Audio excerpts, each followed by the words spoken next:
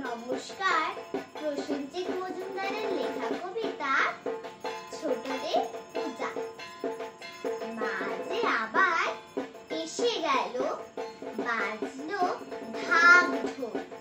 তোরা সবাই তাড়াতাড়ি বই খাতা তোল। লক্ষ্মী, গণেশ, কার্তিক, সরস্বতী এসেছে মামার বাড়ি।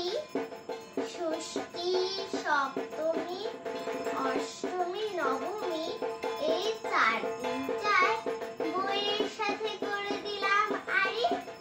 মা যদি থাকতো তার রোজই বাপের বাড়ি, পড়াশোনা হতো না যে, মজা হতো ভাই।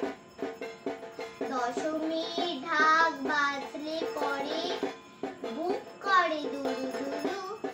কাল থেকে যে করতে হবে আবার পড়াশোনা শুরু।